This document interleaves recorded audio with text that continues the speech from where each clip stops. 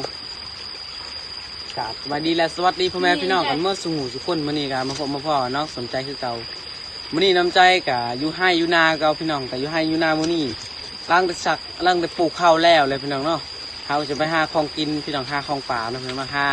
ของป่าเฮากับวิญญาณลายพี่น้องน้อไม้เนาะพี่น้องเนาะมาหาน้อไม้เอาเมื่อแกงอยู่เพื่อนพี่น้องเลยเป็นน้องใบเนาะน้องใบก็ห้าแล้วพี่น้องใบนั่นนี่เลยเนาะไปพี่น้องไปหากันเลยขอให้นั่นน้อไม้เนี่ยพี่น้องเนี่ยขุดน้อไม้นี่เลยพี่น้องติดเลยนี่พี่น้องไปพี่น้องไปออกไปแค่นี้แหละพี่น้องเอ้ยน้อไม้ก็หาบนลายเนาะพี่น้องหากันแล้วน้ำใจหาก็ขึ้นมาพี่น้องได้น้อไม้นะไม่ตินี่ขุดน้อไม้ก่อนพี่น้องไปเดี๋ยวขุดกันเลยนี่พี่น้องน้ำมันงามนะพี่น้องเนาะน่ารักแบบนี่พี่น้องน้ำไม้ซ้อนนะพี่น้องมาต่อมาแค่เดียวนี่พี่น้องยี่เราเต็มไม่พอหรอบอกยี่เราเต็มไม่พอมันซ้อนนะพี่น้อง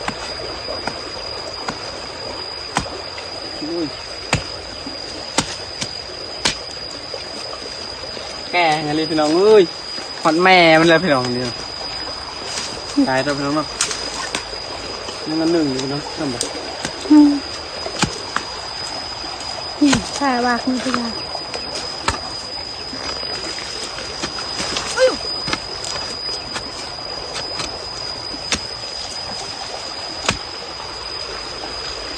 สามคนไอ้น้องพี่น้องเยอะอยู่หนึ่ง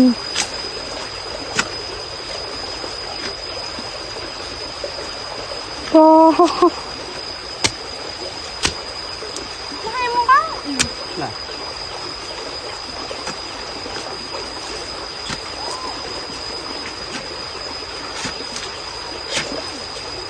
เอามัดนะพี่น้องปิดเลย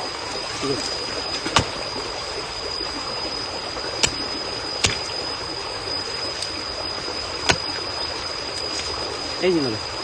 ว่าไปชุดรักเอาไปเอาไปเอาไปหาบอลไฮเขาเองนี่แหละพี่น้องหาบอลแกไฮเขานี่เป็นน้ำไม้แล้วพี่น้องน้อมาเจออีกแล้วน้ำไม้พี่น้องเลยนี่พี่น้องมาเจออีกแล้วพี่น้องเป็นน้ำไม้ยาวนะพี่น้องเนาะนี่ข้ามบิดนี่พี่น้องงามพี่น้องน้ำปลาไหลเลยเสียวพี่น้องเดี๋ยวหาเบิ่งก่อนพี่น้องบางทีมันมีช้อนเนาะ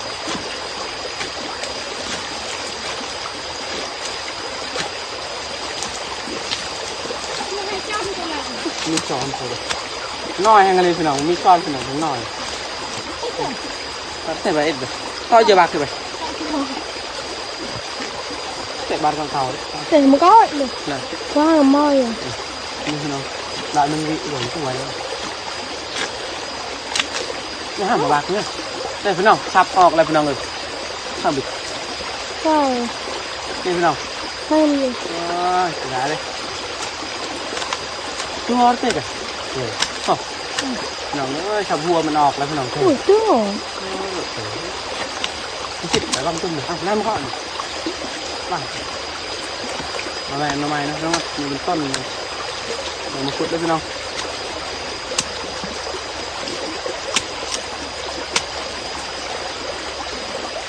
นี่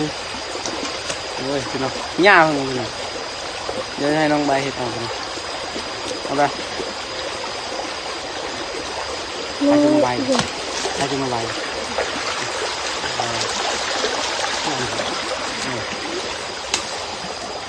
ไม่รู้ว่า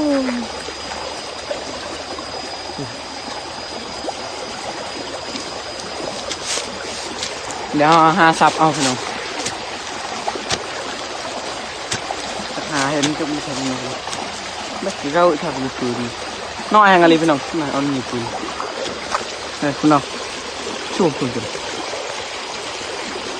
ครับน่าเอาไงห้องวิถ่ายบังเลยเป็นเลยปลาพี่น้องน้ำปลาลายพี่น้องเย็นแหงอะไรพี่น้องใช่ไหม คือแบบนี้นี่พี่น้อง เบื่อตั้งหอ พี่น้องจะทานน้ำมันก่อนพี่น้องอันนี้น้ำมันป่ะเด็ดไอ้นั่นเราพี่น้องน้ำมันนะพี่น้องก็เขียนก้อนถึงก้าวเขาไม่ห้ามเลย ให้มันเกิด ครับอ่ะพี่น้อง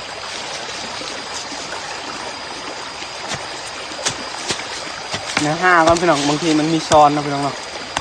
เด้มีช้อนแท้พี่น้องแค่บิดข้างบิดมันมีช้อนนะพี่น้องบางทีเราไม่เนาะมีช้อน2ช้อน3พี่น้องเดี๋ยวเอาทางนี้ก่อนพี่น้อง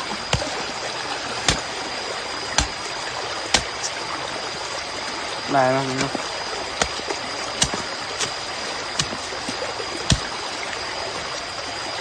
เอาแล้วพี่น้องเอ้ยเนี่ยพี่น้องเกือบบริกิตพี่น้องเลยมือมันลุดเนี่ยพี่น้องไปหาต่อไปพี่น้อง ปิดเลยหล่อ เอาปิด ปิด นี่นะพี่น้องเนาะเป็นแบบน้ำไหม้อันนั้นพี่น้องน้ำไหม้ไฟไหม้นะพี่น้องจะบอกว่าแซ่บแห้งกันเลยพี่น้อง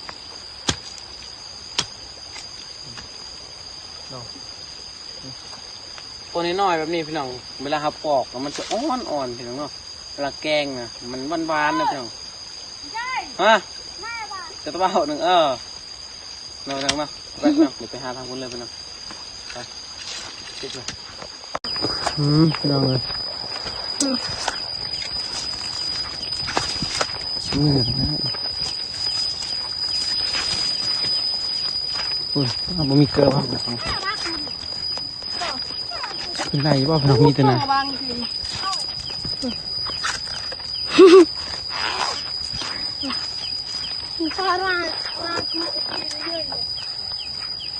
จอดนายเลยพี่ด้วยทางตีเลยพี่น้องหนามอ่ะตรงนั้นนะมีแต่น้ำมีแต่อะไรบ้างพี่น้องเลย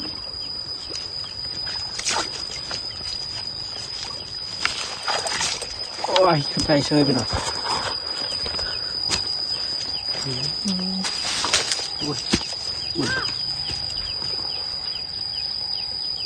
พี่น้องเอ้ยน้องเนาะพี่น้องสำหรับคลิปน้ำใจขอลาไปก่อนพี่น้องนะสวัสดีพี่น้องมีอย่างไรนะ